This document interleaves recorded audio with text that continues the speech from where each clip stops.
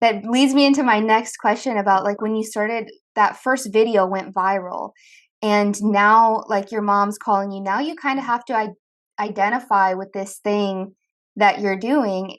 And like you said, you went into it for the next 6 years. So tell us about like how dark it got, what that sort of looked like the more you grew into this and identified with this line of work.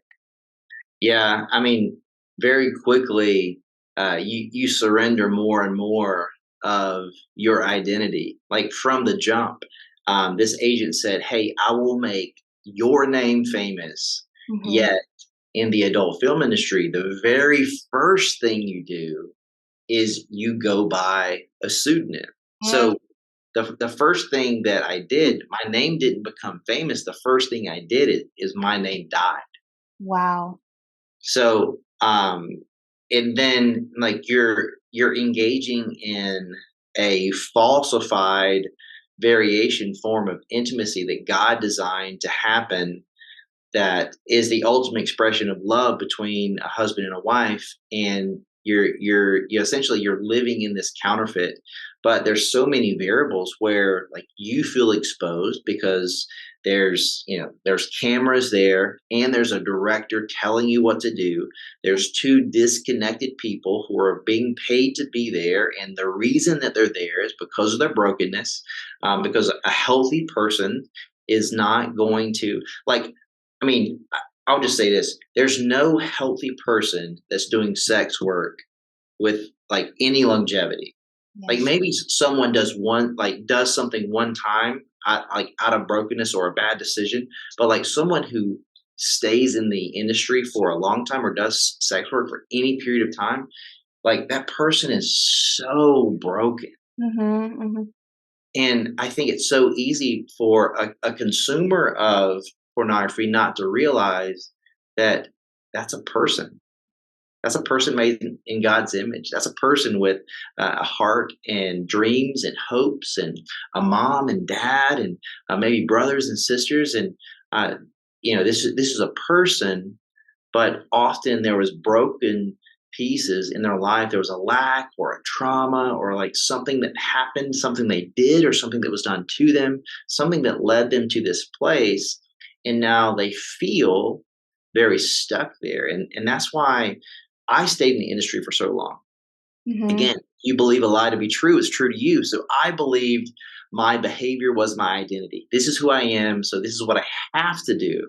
Yes. And there's so many people that will come to a crossroads in their life where, you know, you make this epic blunder, you make this huge mistake, and then you are faced with the consequences of your actions.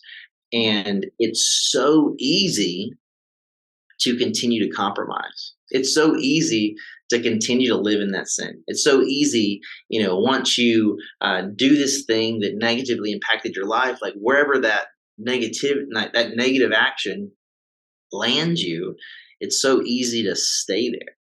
Yeah. Is And that's the mindset for anything. Like anyone that is struggling with, an habitual like gambling problem, or someone who is struggling, with their diet, they're obese, or whatever it might be. It's so easy to stay doing what you're doing because it's comfortable there. What's really hard is to change, because there's obedience and discipline on the other side of every life transformation. wow. So it's difficult. So for me, I stayed there because I believed the lie that I couldn't do anything else, and it was easy to continue to sin. So I stayed there, but as my career on the outside looking in, as I became more famous, as I made more money, as I did more projects, um, I became more and more disconnected from reality. Anxiety, it was amplified. Depression was deepened.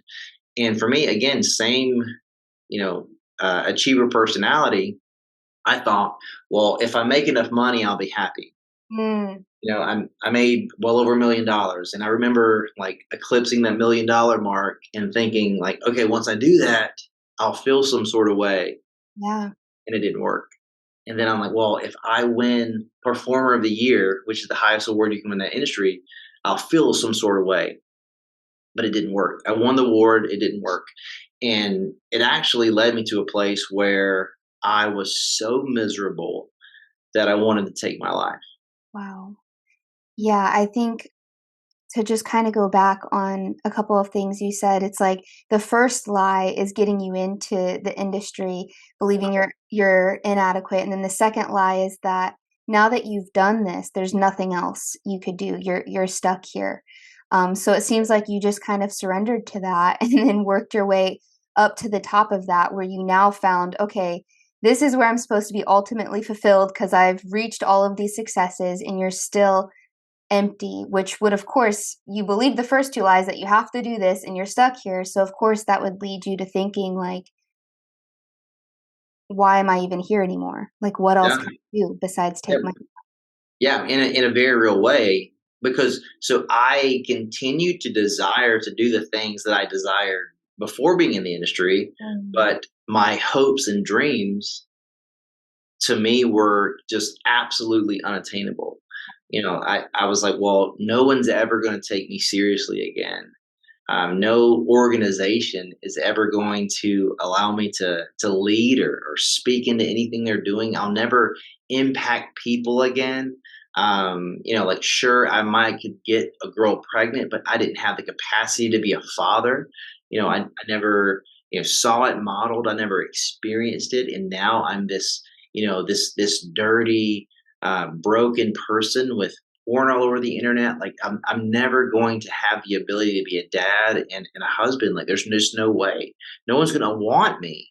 Um, so I believe that indefinitely. So those were the things. Those were the major contributing factors of me wanting to take my life. Just the progressive, masochistic behavior of hating what I'm doing, but believing there's nothing else I can do.